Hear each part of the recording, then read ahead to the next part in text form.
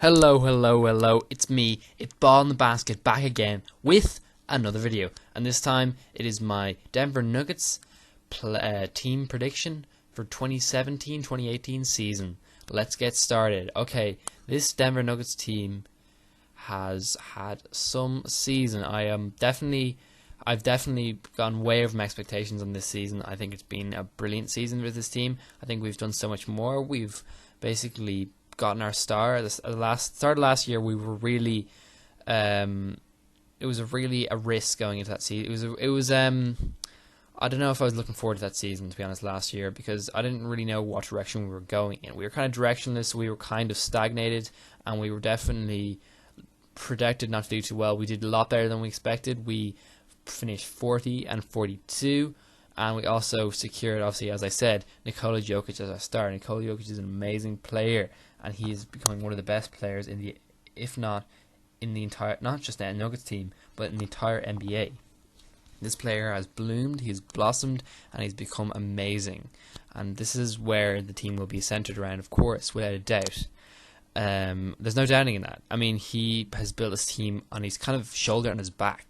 He's taken it on, and he's using his unique style, his unique passing ability, his sense of awareness of where the players are, his sense to play with the ball and move it on the arc, playing multiple roles really on the team, being a great team player, not sacrificing himself for assists, but also being a reliable scorer, and also having such flashy highlight plays that really scare everyone away, and being a alright defender. But I think his main ability is partnership, and I think that's what we've really nailed on in this off season. Again, the Denver Nuggets are not really renowned for having great off seasons or acquiring great assets. We did obviously earlier on in the off season fail to acquire one key player, in my opinion, which would have been in the likes of Gordon Hayward, who I think would have been great. But again, I got a better player. We got Paul Millsap. Freaking Paul Millsap, and he will work, in my opinion, and a lot of people's opinions, I think if we look into it, very, very well with Nikola Jokic. Two of them together can have a great duo, power forward and center, and I think this will be a lovely, lovely acquisition on the team. Paul Millsap, again, he is one of these players that I think is such a good player in his own, but paired with Nikola Jokic, think about the highlight plays they can have here. Think about what they can do together on the court. It's the potential there is incredible. They can go in so many different directions on their own and also together. So today I'm just going to look, again, this is a little tangent that I went on there. They're kind of the two big things that are happening. So we'll talk about Paul Millsap for a little bit, just him coming over. And yeah, I guess the season as a review. This kind of acts as a season in review. So yeah, I guess I said the Denver Nuggets season in review, off season in review, because again the season, I said, it's kind of gone and past. You guys already probably know about it if you're a Denver Nuggets fan at this point.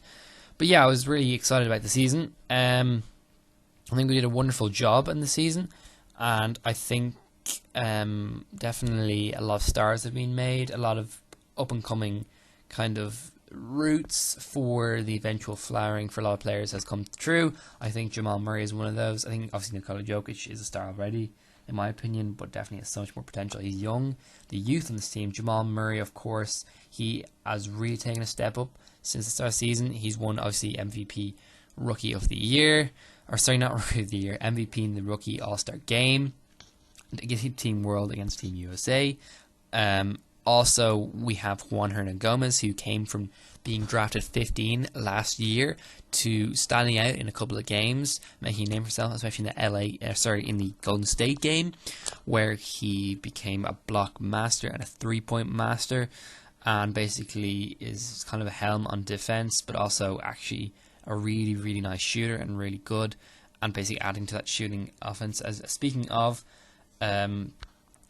new assets, we have Malik Beasley, who again is kind of underrated, but he made his name on the summer league. Again, we're not going to say much about summer league, but I think he's going to be nice and he's going to be a really good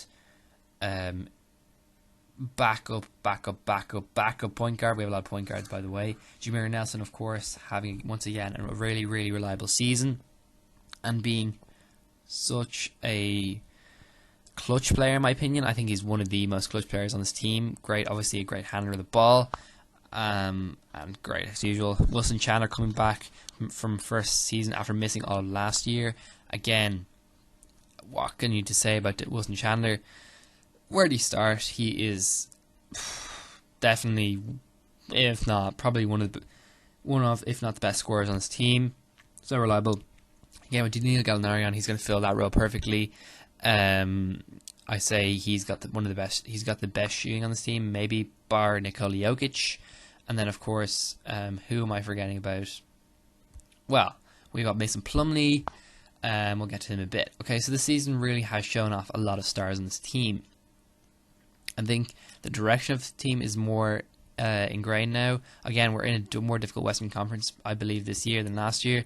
And of course, this team needs to move along with that. I think we nearly closed on the playoffs. To be honest, if I'm being fairly honest with you guys, I think us missing out the playoffs is not the biggest cause of concern, in my opinion. It's not really much of a cause of concern, in my opinion. I think it's fine. I think it's actually good for us because we missed out for the Trailblazers in a close race. Again, if Jokic hadn't been injured, we would have taken on Golden State, and what would happen? We just got swept. So I think the fact that we kind of got a sort of tough lesson there, but at the same time, I think that makes us even more determined this year. And again, that's kind of a very cliche line, but it's definitely true for Denver Nuggets. We're more of a determined and focused team now this year, and we know that maybe our offense would take a step back. Of course, offense this year was amazing, guys. Remember, we're number 5 in offense this year. We were number 1 for about a month, I think. And we were scoring amazingly throughout January and February. So, about that again, the Denver Nuggets scored crazily. But I think the fact that, well, I'll take a step back in that, but our team overall will get better, especially on defense. So, also the fact that it was kind of a learning lesson in not taking the playoffs. I think this year I think we will make the playoffs, even though the teams are more difficult. Yeah, so we did learn a lot in those lessons. Obviously, the offense is amazing. Look at it, so many shooters in this team, so many open spots made available, passing, crazy good. And of course, that's all kind of focused around Nikola Jokic, who, again, I can't give enough praise to. Nikola Jokic is... I'm just going to talk about Nikola Jokic. So, again, a lot have been said about him. He's the most underrated player in the NBA, bar none. He's just the best. I want to say the best passer on our team. Yeah, he is the best passer on our team. He's incredible. He is incredible. His shooting from mid-range is sublime, and his overall outlook on the offense and how it affects other players. His main one thing is how he affects other players, because look at the pairings that he had. We had 1 for 3, I remember, with Plumlee. Also, Nurkic didn't go so well. Let's forget about that, because Nurkic is kind of dominating on the ball. But look at him with Murray. Oh my God! Every time they're pairing, you see their plus minus through the roof. He basically, I would say, he shouts out the fact that he is not a selfish player. He's not a selfish player at all. And the one thing that he does is he exponentially improves the players around him. And I think this is one player the best, but another YouTuber I know called, not People Breakdown, I'm thinking of a Funky Diabetic, who is, of course, a great YouTuber. Check out his videos. He said it best. He said he has eyes on the back of his head, on the side of his head, on the front, of course, and all around. He is the most aware player, and he does it with such ease and ability. Sometimes you see players who are trying very hard and really get nowhere from it. He doesn't have to try hard at all, and he just plays naturally, so naturally. He's not a strong, big, imposing player, but at the same time, he plays like the confidence of, say, a Shaquille O'Neal, or with the mentality to intelligence of just about any player I can name off the top of your head. You know, Kobe Bryant, for example, or Michael Jordan. He has that intelligence with him. And I think also about him, he's young. He's got so much of a cap, or sorry, not a cap, a ceiling on him that it's just like, here's a ceiling. No, here's a ceiling. Every season, I think from now on, he's going to have such a growth level that it's going to be unbelievable. And so I'm going to obviously continue this season. What else to say about this player? My God, he's just unbelievable. So if you're not much of a Denver Nuggets fan and you're still listening to this, go on to YouTube and look up some of his highlights because they're incredible. Now, what do I think he can do in this upcoming season? Because obviously you want to know about this. First off, with Paul Millsap. Well, I think that firstly, I think the thing that they have to do is, of course, I'm just going to first of all, they're obviously both going to be starters. Nikola Jokic has the domination, the most minutes of all players. I think Paul Millsap may be a close second, but Paul Millsap basically, I think, has a mentality that he's the older player, and he definitely is not the dominating player on the team. He's not the main player, of course. So what he needs to do is he needs to remember who he's playing with, and in that respect, I think obviously Jokic runs with the ball unless Jamal Murray or / Jameer Nelson in that starting point guard role taking on the helm, and then we will see Paul Millsap maybe back him up and also take on the position of basically backup ball handler besides point guard Nikola Jokic. But again, I think he will run the defensive side of things on the team overall. Kenneth Faried may be there sometimes, obviously, but there's no other defensive player like Paul Millsap on this team. That's where his growth is. That's where his value is. And then if you look at Tim Connelly and look at that, they were not focusing. Again, we could have had a Gordon Hayward. We could have had a Chris Paul. I mean, that's kind of crazy, but there's no defensive player. We know a defensive player. We want someone who's just going to take our minutes. And Kyrie Irving, same thing. If you want my opinion, Kyrie Irving, I don't want him. I don't want him anywhere near this team. I think he would wreck the youth on this team and also the development of it. I think it would be a horrible decision, even if we consolidate still our assets. I think defensive-wise, he's our best thing. Looks for some of his highlights, though. They're all offensive, I think. There's not much on the defensive side of things.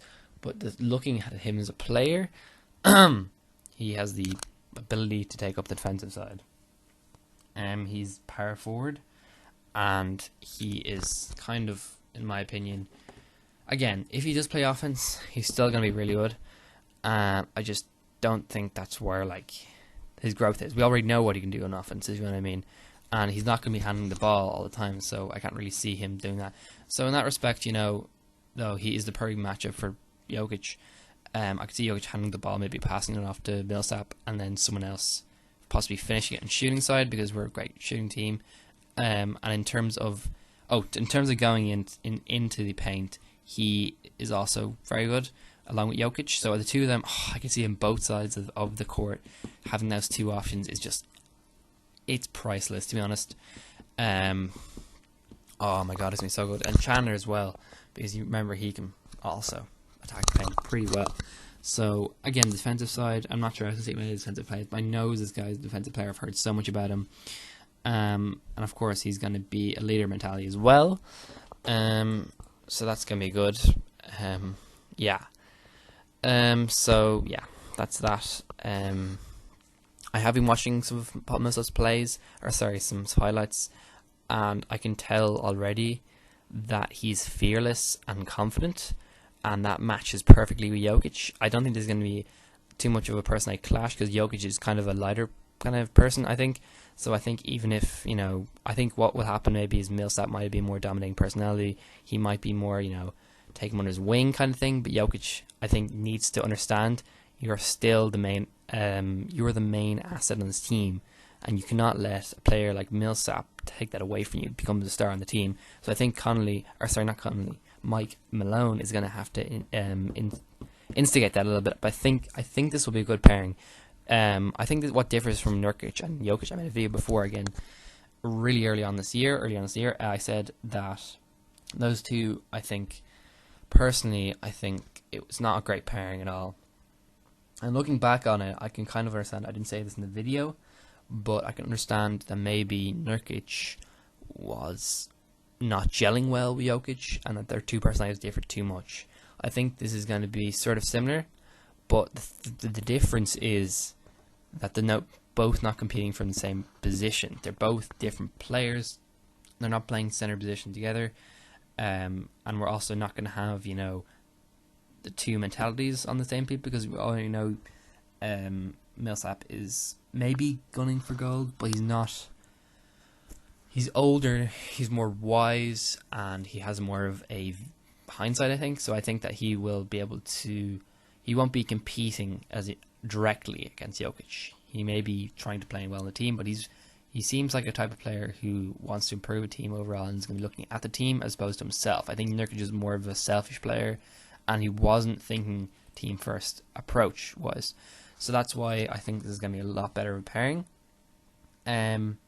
As far as stats wise, I'm not 100% on those things. As you know, I'm very much a sketchy kind of YouTuber. I don't know all the stats wise, but yeah.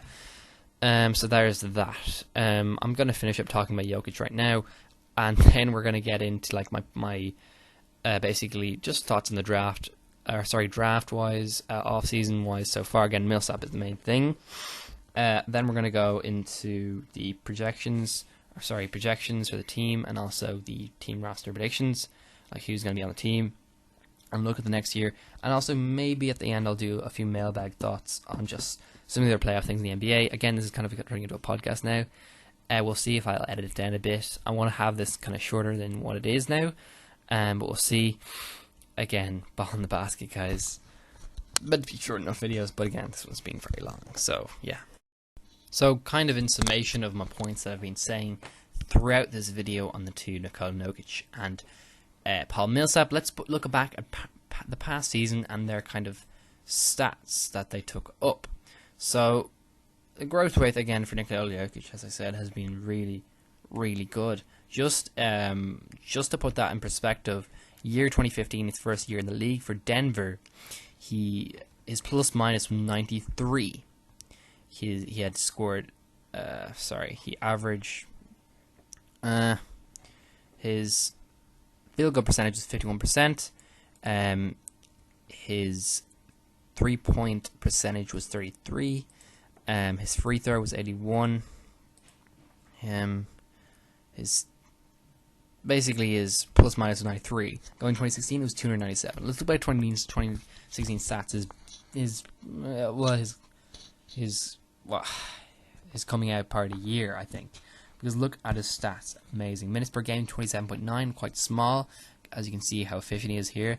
57.8% field goal percentage, 32.4% 3-point percentage. Again, that's a really good field goal percentage. Again, he's efficient as hell. He was in, I think, top 10 most efficient players in the NBA. And as a center, he is the second most efficient player after Anthony Davis. So he is one of the best centers out there.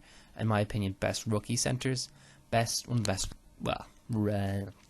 sophomore players, I think. And his free throw percentage is 82.5%, so he can shoot as all hell. He's a really nice shot. His points per game is 16.7, and remember, that's going to have so much growth. He wasn't even the main, obviously he wasn't the main ball handler or scorer on the team, but this year I think it's going to change completely. He's going to score a lot more. His rebounds per game was 9.8. He nearly averaged 10 rebounds per game, and this is coming mostly off the defensive end, I feel, running forward to the basket and taking the ball with him. Usually what he did after a rebound was run with the ball like a point guard, but also on offense he wasn't afraid to get stuck in and get in there. 4.9 assists per game, I think that's going to go up wildly. His career stat is 3.6, so again that's like 2 above. and I think that's going to be a lot of his growth. His rebounds about 1% or 1.5 improvement over his career stats. His points per game improvement was 3. I remember he's only in the league 2 years, so that's kind of averaged out. But at the same time, I see a lot of growth here. The one stat that really stands out to me is that field goal percentage is 57.8%. Efficient as all hell, especially the mid-range. Also, 3-point percentage is the kind of his weakest point, but again, he can improve that. Again, close to the basket and mid-range is where he strives. And also, again, I can see the assists go up quite a bit, because he just gets from anywhere, really. He sets people up for their plays. The reason that his assists are higher there is because a lot of times he will pass the ball, but then that will lead to a cut, or which will go out to a shot from the 3-point line or the 2. So that's kind of the reason why that's not as high as it should be. Again, this guy was selected 41st overall in the second round of the 2014 NBA draft. Think about that, we're saying 41st overall. Crazy. Yeah, I just find that crazy, to be honest. I can't get over that. His look at the season, because he had some great he had a 40-point game in New York, if you remember correctly. He usually goes ahead along with that with a lot of rebounds, naturally, because of that play style. I think his most impressive, that was probably his most impressive game, was 40-point game, season high. Again, 40 points is decent for a second year in the league. Again, he kind of led us in that Golden State victory. Towards January sort of time, his stats really picked up quite well, and we started going crazy. Again, at the start of the year, Denver Nuggets were struggling. We were 8 below 500, and our offense was stagnating, and that was kind of where Denver usually strived. So when Jokic took the ball, Nurkic was basically plugged out as the number 1 center, and Denver got some sense, basically, and Michael Malone started thinking for once. I mean, that's really mean. I love Michael Malone, sorry about that, but when he got some sense in him and his rose-tinted glasses fell off and he started to hate, and yeah, his love for the Bosnian Beast sort of became more realistic, we realised, oh, Jokic is the guy. He is a lot more efficient on the field without without Nurkic there, and oh my god, the offense went free. He could do whatever he wanted. He could go and play with the ball, be the controller of the ball, but also be sort of passive to it as well, and basically he could get in position for it. So when he was in that kind of key area, he could get ready for the ball, he could prepare the ball, and he knew how to influence players. Again, playing with Kenneth is my favourite part of his game. He made it. I think they were the most efficient 2 men on the team. Also Wilson Chandler, again, that was my favourite, actually. Sorry, Wilson Chandler, and oh my god, I think about it. Him at small forward and Jokic at power forward / center. Oh, so good. And then you maybe have Fareed on at center. But yeah, they really did so much. And again, he really made other players great, made them score a lot more, and therefore the team was a lot better. And the thing about him is, the reason I think that he does this well is the fact that he's got that height, the size, right? It's not physically, grinding, but he's got big arms on him, and he also, oh my god, he's just so accurate with his passes. It's just, you gotta watch it to believe it. I really love it. So what was I talking about there? Just my love and Nikola Jokic. So again, that I kind of have all I'm going to say. And how is it going to fit in Paul Millsap? Paul Millsap stats from last year: 36.5 minutes per game. His field goal percentage is 50. His 3-point percentage is 17.6. His free throw is 81. His 3-point is so low, but that doesn't really matter. He doesn't take threes. His points per game is 24.3, and that's compared to Jokic's 16.7. So again, he is going from a dominating position, but again, that's postseason, guys. That's not. Anyways, I still think that that's changed, because he was kind of, Atlanta Hawks was kind of a demeaning team. He's only 30. He's 32 at this stage, so again, he's kind of reducing. I think that will be reduced minutes. I think his minutes might be around 32 a game. I think Jokic could be up at 35. Also, points per game is going to go down dramatically for him, because he's going to be a role player a lot more. I think he's going to be more of a leader, kind of a, locker room talker, leader kind of player. But I still think he can maintain at least 20 points. Jokic is going to go skyrocketing up to at least 20, possibly 22, 23 sort of range. I know that sounds mad, but actually look at him this season. It's going to be insane. He's going to have so many players around him also to support him. Rebounds is 9.3, which is pretty standard Millsap stuff, I think.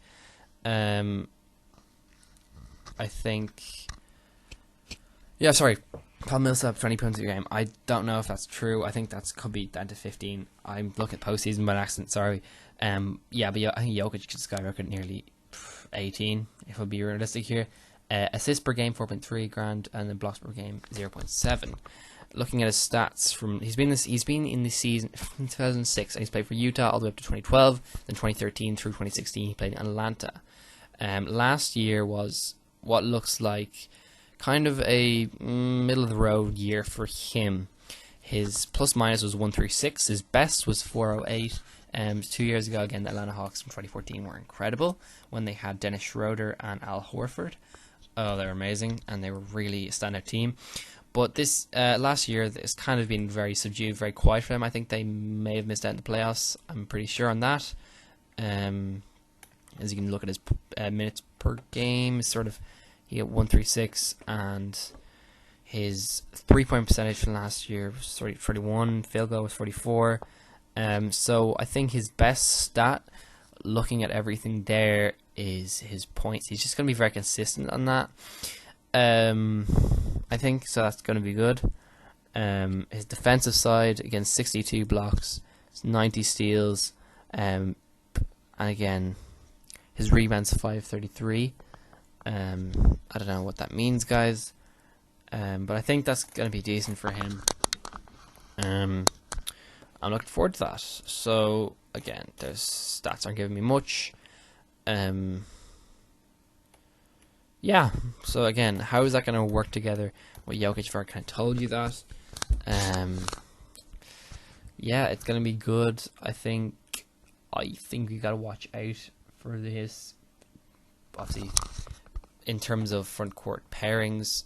That's going to be so good. And the fact he thinks I have all these role men around him to shoot is going to be incredible. So, again, look out for Millsap. The one thing I would say is his shooting. He needs to improve I know he needs to get back up to the Atlanta days, in the classic Atlanta days of shooting. So I'm kind of fearing he won't become this kind of clutch player just like Jameer Nelson and feel like he has the confidence to hit the ball in the last couple of minutes. He's going to have to make sure that he's either driving the ball or he's being passed to the basket. I don't want to see him kind of laying around the outside. I don't think he will, but just in case he does, I'm worried that will bring that offensive efficiency a little bit on the team. But again, we're going to have to take the sacrifice because we're going to have to learn. There's going to be a balance that Malone has to make, whether or not see how many minutes he has to give him. I would say put him at the lower end of the 30s, going down to about 25. He's older now. He's not the player he once was. It's kind of like the Gallinari position here. Gallinari used to be amazing, again like Wilson Chandler, but you can't keep relying on him in the last couple of minutes for the ball in clutch time, and also just becoming the superhero of the team. He's not the superhero, it's Jokic. But I really want to see him be the defensive man, and I think that's a role he really will fit into well. So even clutch plays, he will be on defense, basically just a reliable man to basically just clamp down, make sure nothing gets by. Also, he's going to be able to basically be in the paint on offensive plays and be there for rebounds, be there for those offensive rebounds, and just be there, I think, for the backup kind of play when everything kind of goes awry, like Jameer Nelson was last year, where you say maybe Jokic fails for a pass, or there's no open man, right? There's no shooters out there, and there's no one cutting. Jameer Nelson maybe, helm the ball in those kind of off minutes where Jokic isn't playing. I think that's where you see there's going to be an overlap. So I think the overlap where Jokic isn't playing, we're going to see a lot of Paul Millsap taking the ball and just crashing it into the glass. It's going to be great. That's what I'm really excited to see. So that defensive capability in kind of important moments where we need the defense, which is a lot of times when the focus is not really going to be there, but we're going to see him just maybe also just, I think that we could see him maybe helming the offense as a second unit, and also when things go awry with Jokic and Murray. So yeah, there's that. Again, my obviously you can already tell my knowledge is quite limited on these two players, but again, Jokic I know a lot about, and I know he's gonna be crazy good. Again, just last thoughts on that. I did kind of give my few predictions there on my points totals. I think Jokic is going to have his most efficient season yet, and the one thing he's going to improve at the most, if I have to say, is his assists. I think they can go skyrocketing. I think his points needs to go skyrocketing as well.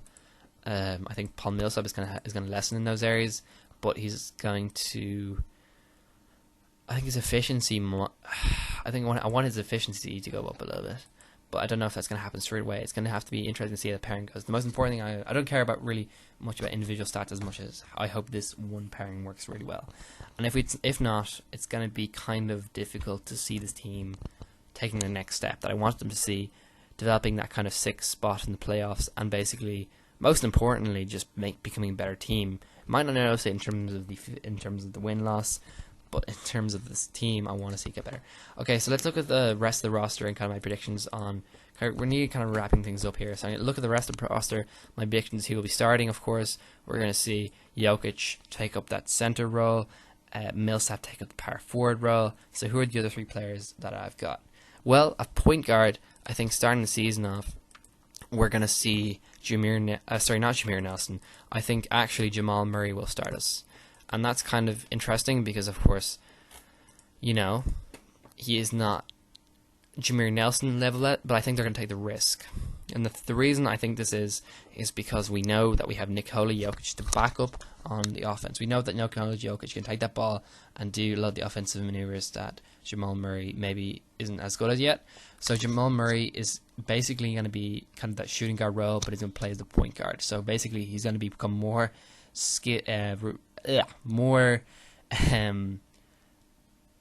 the word I'm looking for? Experienced, driving the ball.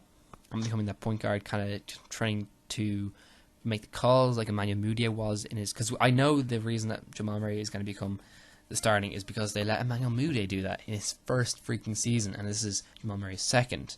And they're not going to make the same mistakes with him taking as many shots. I think Jamal Murray is going to limit the shots he takes, maybe, and focus more on passing, maybe. Jamal Murray is a great shooter, though. Don't get me wrong. But he makes sure to keep the efficiency up. And basically, I think Jamal Murray will be the starting point guard. I think that's actually a pretty likelihood. And again, I think that what they might do, though, is they might do half Jameer Nelson, half Jamal Murray. But I think, to be honest, the focus should be on Jamal Murray. So that's kind of a trick question there. But I think Jamal Murray should be starting. I think that's the right move to make. Next up, we have shooting guard. So there's a couple of choices here, and there's none really more obvious than Gary Harris. Gary Harris was the most underrated player on our team last year. While we're all raving about Nikola Jokic, Jamal Murray, Juancho Hernan-Gomez and even Chandler, this guy was there on defense. He can be there alongside Millsap on defense. He will be the starting shoot guard, obviously. The one thing I think that this player really had was clutch shooting. He had a really nice percentage. And again, I'm not the one to focus on defense, but I know this guy really was good on defense. And I love the steals he had in the field. Oh my god, steals wise, he was great. He was like Emmanuel Mudiay in his first season. So although Gary Harris, okay, I don't know where he go from here, but I think Gary Harris has unlimited potential, and he's going to surprise a lot of people like Jokic did this season. So I think he's going to be like the standout. I think Gary Harris may become a standout in terms of defensive capability on the team, and I think he might have a lot of highlight plays this year. I feel like that could come through, and I think he might surprise most people in Denver because they won't really be expecting as much as the other players. But again, there we go. And now we have to look at our other position, small forward. Because we have power forward and we have center. And I don't think, obviously, Mason Plumlee is a small forward. When we're looking at him, we Trey Lyles is on the team. I don't think he'll start. He's a power forward. We have a lot of power forwards with Tyler London, so forth. I think Wilson Chandler has to start here. Again, I think Tyler London, Trey Lyles, and Darrell Arthur are also kind of realistic choices, but are not unrealistic, are nice, backups. I think starting backup after Chandler, we will have Juan Hernan-Gomez. I think Juan Hernan-Gomez is not quite there yet, but I think Wilson Chandler will help him.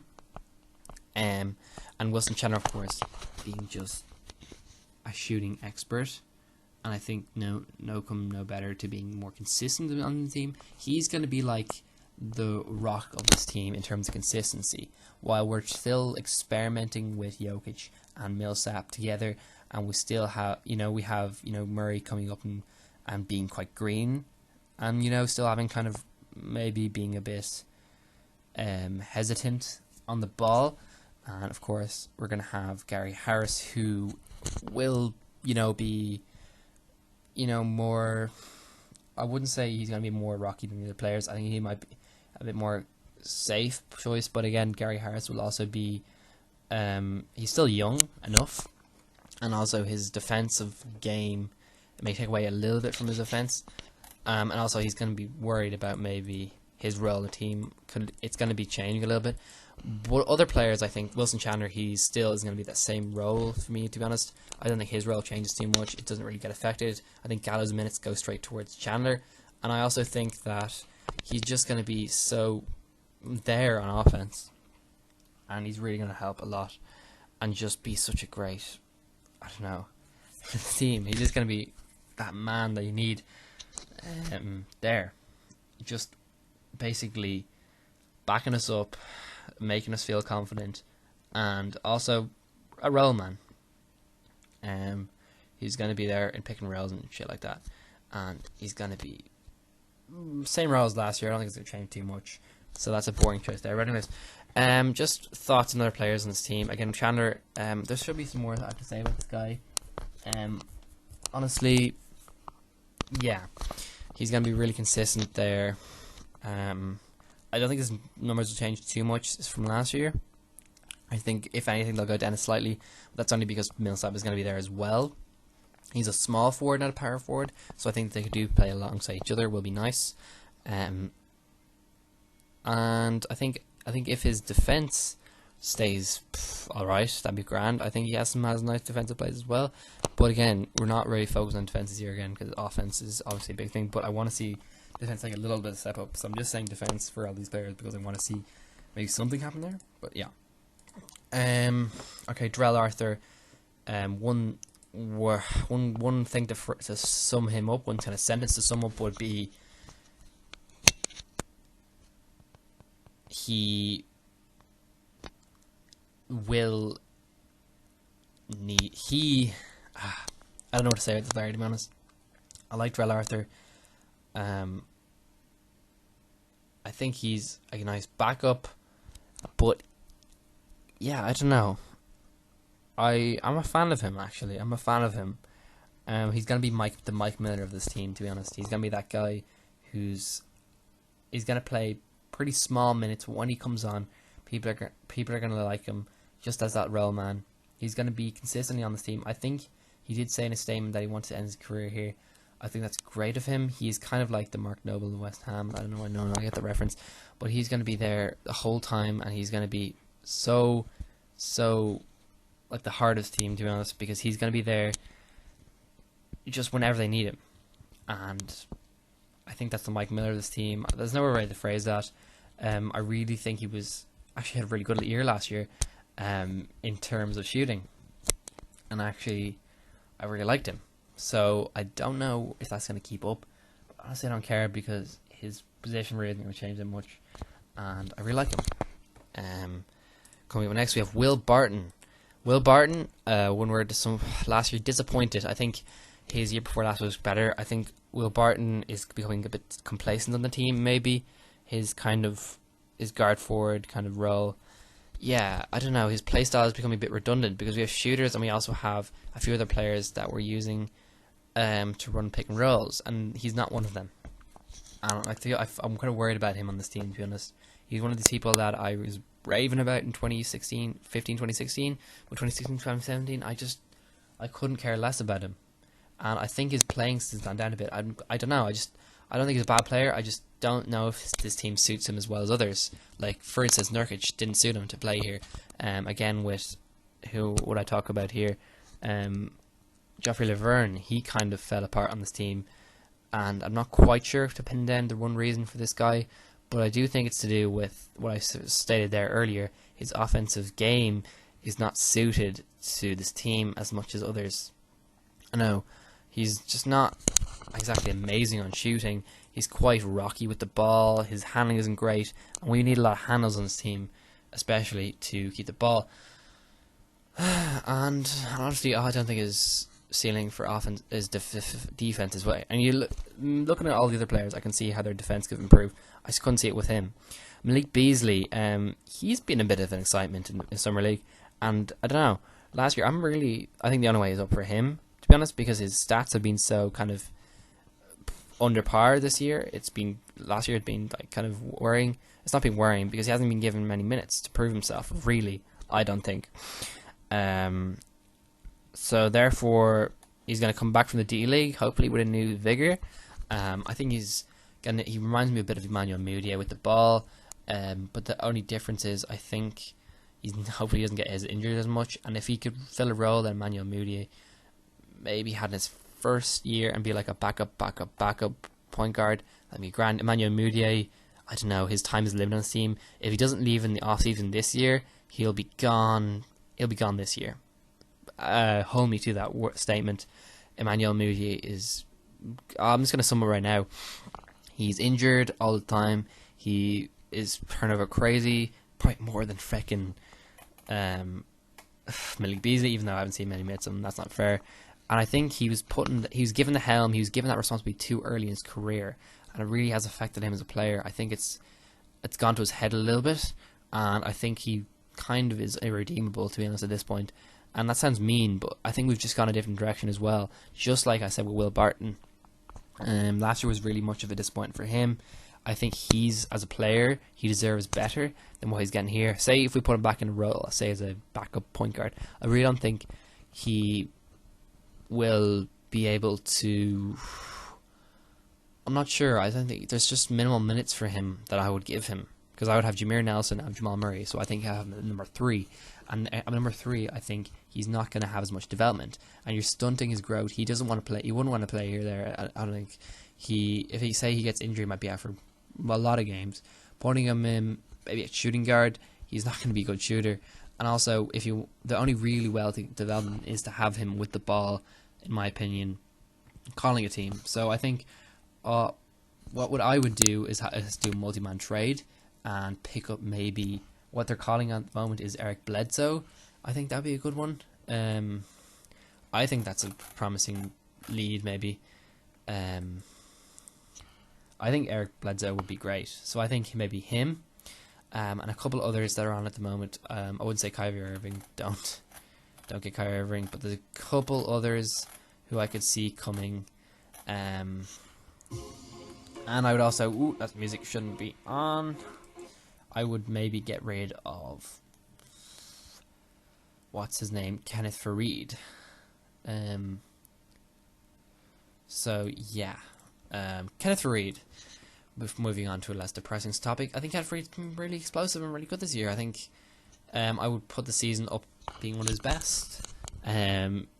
On offense, he's just been so great, and there's one play I think this whole year where he rebounded the ball in one rebound about 5 times. The ball kept coming off the wing, and he would keep giving it and fighting off 3 people. So I think this is a really, really decent player, and I think honestly on this team he could fill a really nice role just as that kind of power forward backup role, where he's always on the offensive glass. He's always pushing.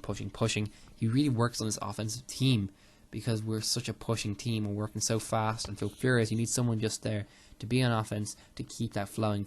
I think he really does help in this team a lot, but I think he's also a nice asset that we don't necessarily pin down as keeping necessarily. I would definitely keep this guy, but I could understand a reason where they would if there was, say, a younger prospect, we get him instead.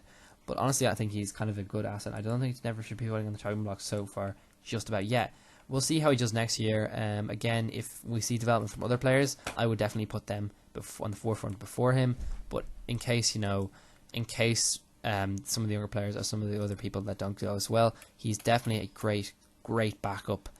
And again, I say him I put him in the same light really as Chandler or Drell Arthur. Really, I think he's going to be great on the second unit, and we're going to have a really strong second unit. Just listening at the names here, like I said, Kenneth Fareed, Jameer Nelson, Mason Plumlee, Drell Arthur. Even Drell Arthur might not be there, but I think Trey Lyles could be playing the forward role, and also who's my other guard? Jesus. We could have sorry, I forgot about Juan Hernangomez, and also you know what, maybe Manuel maybe? No, I wouldn't say so, but I'd say they fill about a little bit of minutes. I'm just judging them based on what they played this year. I'd say Gary Harris playing with Jameer Nelson would work best. Yeah. So what was I talking about again? Yeah. So Kenneth Fareed, I would say he's not the number one pick on the chopping board. I think chopping block wise, I would put Emmanuel Mudiay. Again, if you really want to, it depends on the type of player, but I would say Jameer. I'd say, this sounds bad, I would say Jamal Murray is the best third players that we can get rid of, to be honest, if we needed to. And I would also put on there maybe, I don't know. I wouldn't get much Roy Hibbert. I'd say it'd have to be Kenneth Fareed. I know it sounds bad saying those three players again. Okay, maybe not Jamal Murray. I would say maybe Mason Plumlee. Maybe I say those three players, but I think they're kind of more expendable than most. And yeah, I think they're good players, and they would serve up a nice trade, and maybe get one or two players for them. And I would be talking about getting rid of power forwards. So now that I say that, maybe get rid of Tyler Lydon, whatever the feck his name is. Don't know why we need him. Trey Lyles, same thing.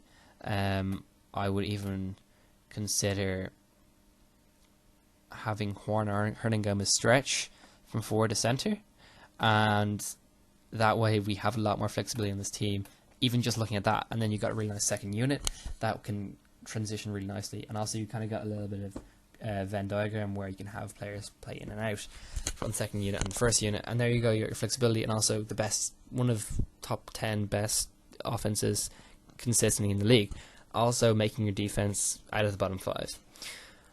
Okay, and by that I mean having basically a team that functions really well together. Automatically your defense is going to get better if your team plays well together. I mean, we don't necessarily need to have good defensive players. We just need to have players that are functioning well, know where they are all times, and can track players and basically keep them all together out of the rim. And yeah. Okay, moving on. Malik Beasley, I did say he was pretty promising. Vlacto cancer, I don't know who that is. All I know is his name sounds like the disease. Sorry, I just don't know anything about you. Sorry. I'll see you in preseason. Bye, Timmy Dog. Night. See you tomorrow. See ya. Don't be late now, okay? Yeah, right. Wilson Chandler, again, I've said I can about him. Troy Craig, don't know who he is. I think they'll be in a two-way contract. Actually, yeah, I think Vlacto Kanakar might be released. I think one of these two, or maybe plus Malik Beasley will be in a two-way contract, along with Tyler Lydon. Kenneth Fareed said, Gary Harris, again, great, like him. Juan Hernangomez, ooh, love that guy, Juan Hernangomez. I have said a lot about him. Roy Hibbert, I'm not sure much about him. I know he played for, was it the Indiana Pacers? I think maybe the Lakers. I don't know why we got him. I'm kind of very confused on him. Why we have him on our team. It's just a bit like, it's a bit of a stupid decision, to be honest. I don't know why he's here. In all honesty, he's a centre backup, I guess. But look at that, we have Jokic, we have Plumlee, and we have possibly Hernangomez. He's kind of redundant in this team. That's the only reason he could fill. I think he's just there taking up cap space, basically, and that's alright, I guess. But I would much rather see maybe a Craig or a Kankar, or Cancer, I don't know how you say that, or Linden take up those backup minutes, take up that position, or that spot on team, because I know you can only have 15 people on team before season starts, and have two of them take the 2-way contract and get rid of him. I don't know why he's here. We also have Monte Morris. Now, he is a guard, so that's interesting, but I haven't seen him play yet, so I don't know much about him.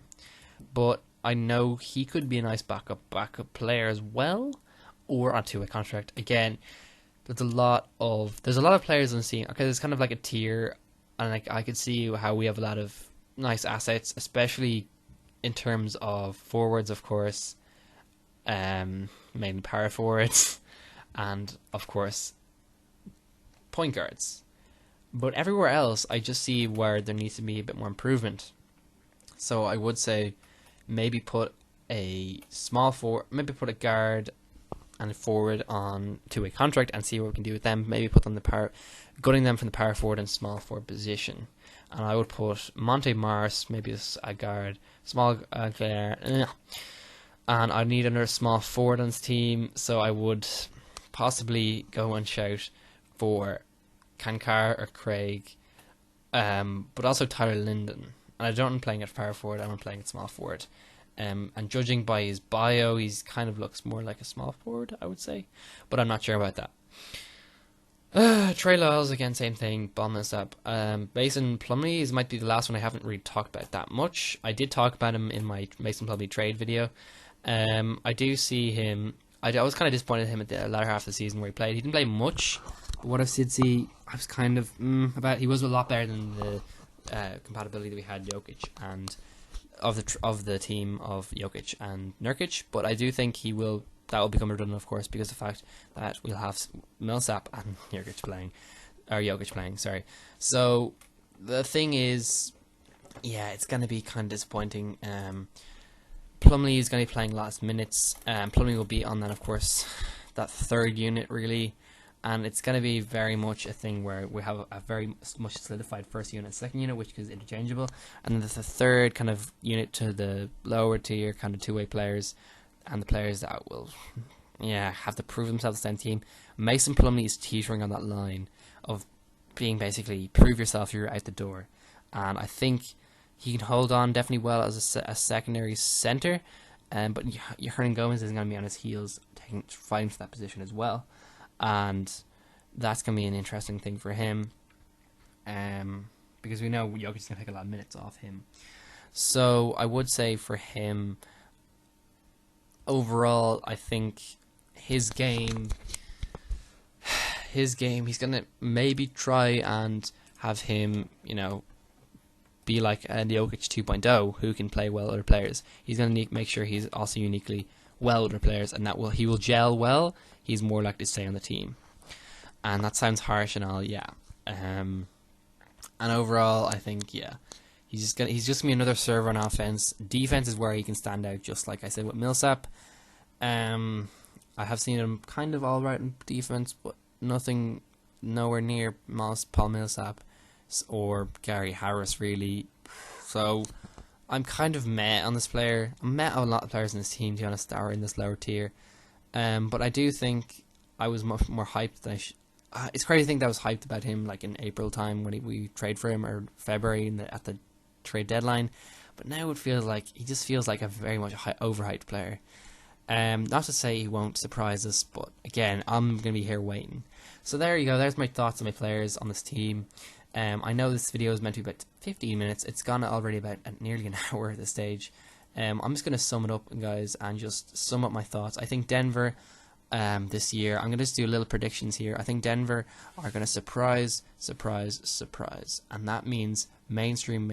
I think the one word to sum up is going to be mainstream attention. 2 words, I suppose. Basically, I think last year we really weren't given attention by anybody. We weren't, we weren't treated like we should have been, basically. We weren't treated as a team that we were. Basically, people thought, okay, this team might do well, it might not. and they have lots of potential, but no one really cared about us. We kind of snuck in there at the bottom of the Western Conference playoffs and nearly made it. And again, the thing that did beat us, the Blazers, were given so much attention, and they had Nurkic on their team, the player that we got rid of. But honestly, I think that we are benefited from the fact that we are basically, I think, our number one overall thing that most teams don't have is underrated. And I think that's going to benefit us so much in the upcoming season. I think we're going to definitely prepare ourselves. Offense is going to be, again, it's going to be Nuggets offense. We're going to have so many more games like last year, exciting games, fast-moving, flowing offense, lots of shots taken. We're going to have so many offensive rebounds, and it's going to be such a flashy, such a fun offense. And that, again, that front court, if that works, the team is going to be the best offensive team, in my opinion, besides the Warriors, the Rockets, possibly, Celtics, possibly, or there's a couple others in mind there. I don't think the Cavs will beat us. And then on the defensive end, I think this team is very much questionable, and I'm scared about defense because it's really the next step our team has to take. I was talking about the next step. I said it vaguely, but I think if our defense was even top 20, we would be guaranteed playoffs, and we would be challenging the upper tiers of the Western Conference. We would be amazing. We don't have that yet, and we're still very far away from being good on defense. I mean, I was twiddling my thumbs there, thinking of what to say about our defense. I know it's harder to talk about defense, and definitely in NBA than in offense, but for this team, I think our problem is defense, and it lies solely in the fact that we don't have enough players who can play defense well at all, because we're just too bugs in offense. And once it gets back in defense, we're like, we have no real plans, no set like kind of formation that really works. Our players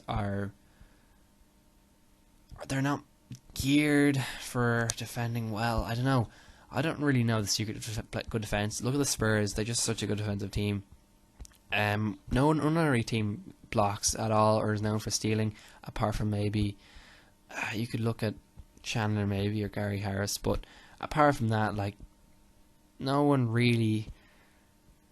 I don't know. Something the right team. It's just like we're not known for size, strength, and that kind of ability to stop the ball.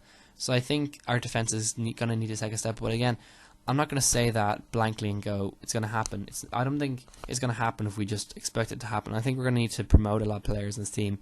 But I think our offense is going to have to take a step back if we want our defense to improve. I know it sounds kind of redundant if we're going to get better, but honestly, that's the next step. And say we make the playoffs this year and we finish really well, and we keep making the playoffs, and we're really good, right? Where are we going to be if our defense stays the exact same as it is now and doesn't develop? Basically, we're going to be here in 5 years, and our team is going to be slowly older, and our players are going to be slightly worse, and we're going to be realizing.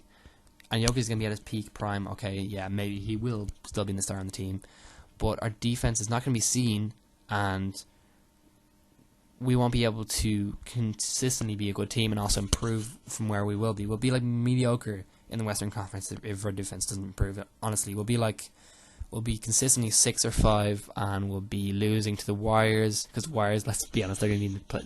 They're going to be 1 or 2 or 3 seed for at least 5 years now. We're going to be kind of trying to compete against them in the second round or whatever, and we're just not really going to consistently. We're not going to ever make the Western Conference play. Because let's be honest, that's the dream, to get back to the Western Conference and hopefully not play against LA again, but get back to the Western Conference and maybe even compete to get out of the Western Conference. That's the dream, right? Again, championship is still very far away, but that's a dream. So again, defense does have to maybe take the forefront. We're going to have to focus on that, to be honest, because we know offense will work anyways, so that's consistently going to work. So the kind of 3 key things I would take out from this year, I would say defense needs to take a forefront over offense. the key matchup of Jokic and Millsap, that is going to be big on the team, of course, and that's also going to be nurtured by their players, but also the relationship there needs to work, and I think that they need to be given time, and also not be, what's the word, pressured or kind of, I don't know what the word is, hype too much about, because I think if that doesn't work, we're going to need to kind of have a backup plan. But yeah, I think I need to have focus on that as well. And the third thing I think I would say about this team is that I know playoffs matters a lot, but for our team, it's not a big deal. Playoffs is not a big deal. I think the same thing applies as last year. We're still experimenting. We're still a young team that is still in early stages of our process. I mean, I've been watching only since 2015, 2016. I can imagine what it feels like to be watching for years and years and going, we haven't made the playoffs in 4 years, and this team is not what it used to be. From an outsider position, from a very, I don't know what the word is here. I'm trying to look for, the word is on my tip of my tongues. From a very kind of not looking at it properly, kind of, cosmetically, I don't know, paper thin perspective, it looks like we're not a very good team and we're not making the playoffs. But that doesn't matter, because at the end of the day, the playoffs is an offset of our good team, not we'll get the playoffs and we're a good team. You know what I mean? We can't judge our success on the playoffs basically at all. I think the playoffs is more a distraction than anything else, because even if we do make the playoffs, we're still competing against a very much improved and amazing Western Conference that could destroy us, and that would destroy our confidence, to be honest.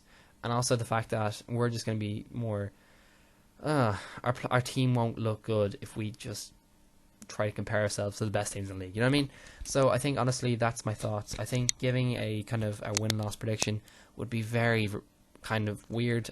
I know, but I think, honestly, I'm going to give a kind of between 5, so a sort of a range of 5 in terms of win-loss, and I'm going to say between 45 and 50 wins.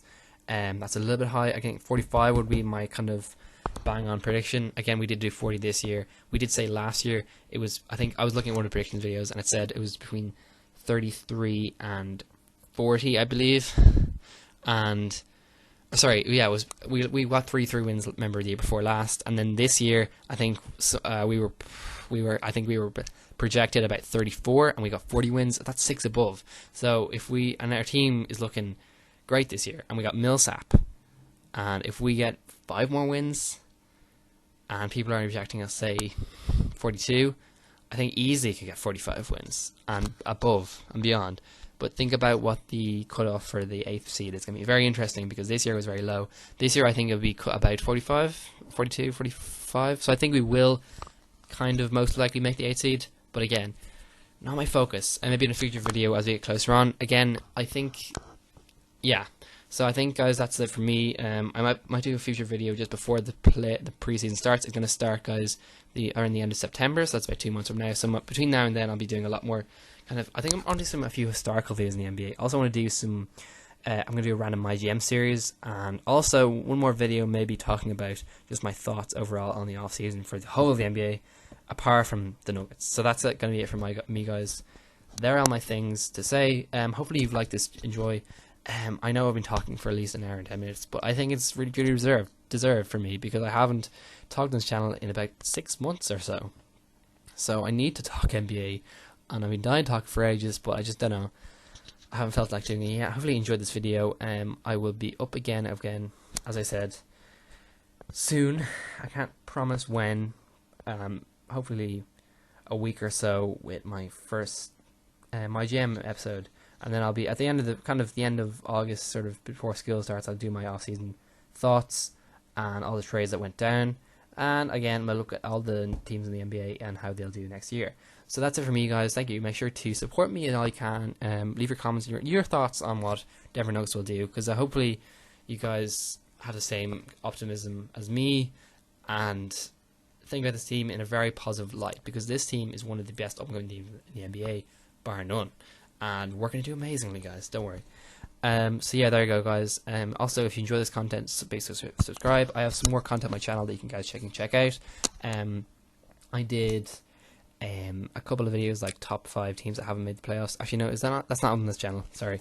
But I do just talk about. But basically, I will talk more about. I want to talk more about NBA because I know not all of you are Denver Nuggets fans. But again, I do talk about everything Denver Nuggets. If you are a Denver Nuggets fan, and if you're not, I will be doing some interesting kind of maybe top 10 videos and maybe just some videos and just my thoughts on players that I enjoy, teams that I enjoy, and moments that I enjoy. And also, I'm going to do more historical stuff, which is a new sort of section I'm not going to discuss right now because I haven't got into it yet. But basically, spoiler alert, I always talk about historical great moments in the NBA, especially from the Nuggets, but also just from other teams in general. So be sure to check out for that because that's be a really interesting thing.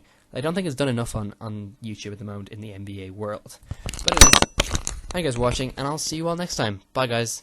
See you later.